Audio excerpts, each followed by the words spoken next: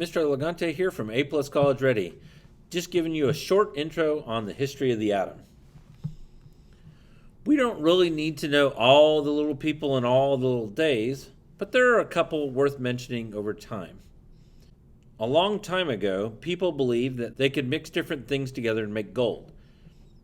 So they used a very weird set of symbols to represent different elements, almost like a secret code.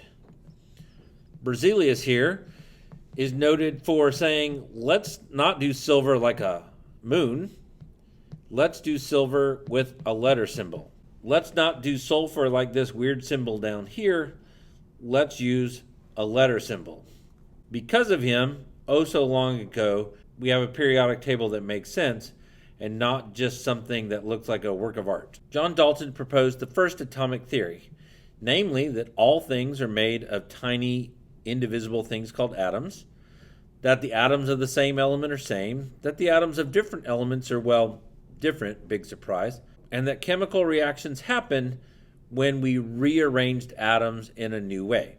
Dalton came up with this theory a long time ago. The availability of electricity in the 1900s allowed J.J. Thomson to investigate matter using something called a cathode ray tube. If you've ever seen a really big TV set that's stuck way out the back and not just a flat screen, then you've seen a cathode ray tube, or CRT. When he stuck a gas in there, he saw it go glowy. And from him looking at all this glowy stuff, he was able to discover the electron. So he threw 5,000 volts of electricity.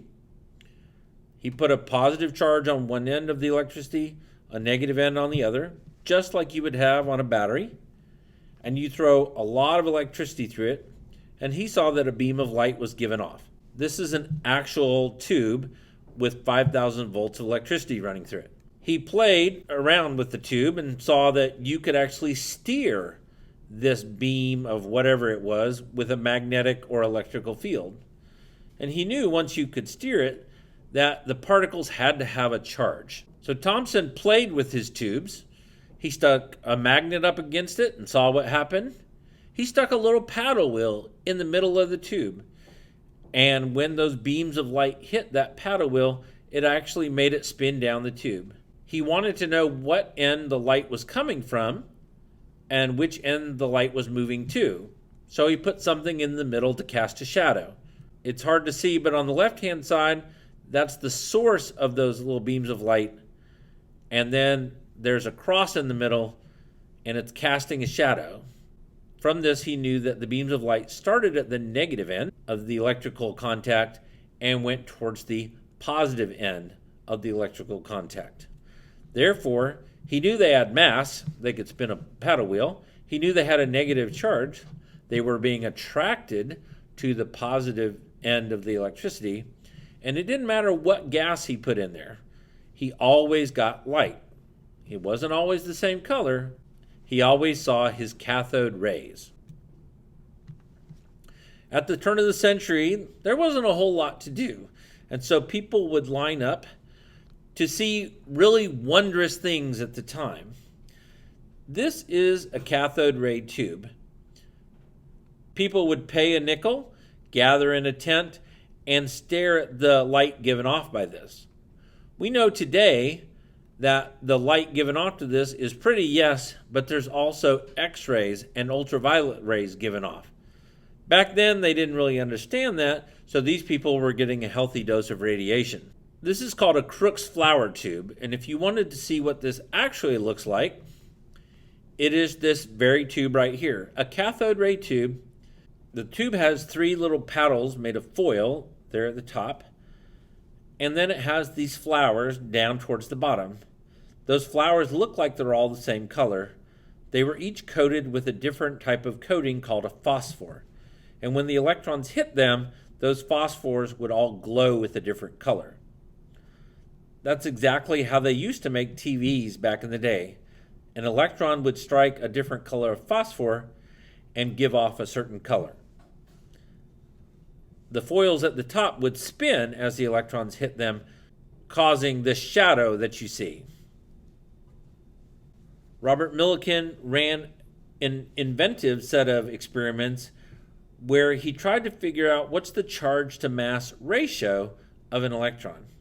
And through his careful experimentation, he found that an electron weighs very little, diddly squat, and that it has an exact charge. Today we call that charge just -1, but it was only through the work of Millikan that we were able to figure out the charge and mass of an electron. So if you see a hydrogen atom, 1836 out of 1837ths of it is actually the proton. Everything else is the electron, and that's not much. Thomson believed that the electrons and everything else in an atom were just distributed in something called a plum pudding model. You can think of it as chocolate chip cookie dough.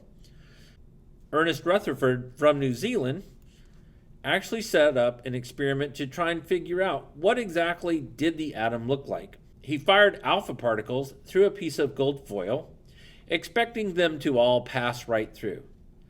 And 99% of them did pass right through. But it was the 1% that totally shocked him. They were deflected. They bounced off. They careened off to the side, telling him that there was something there that was incredibly dense and was positive. Since the particles that Rutherford was shooting at the gold foil were positive, he reasoned whatever was deflecting those alpha particles had to be extremely, extremely dense and had to be positive. Since most of the particles went through, he reasoned out that most of an atom has to be empty space. There are many other people that helped us find the proton and the neutron, but this gives you a general idea of some of the work that went into us understanding the atom. And realize it's only been since the 1900s that we've really understood that atoms have nuclei and electron clouds.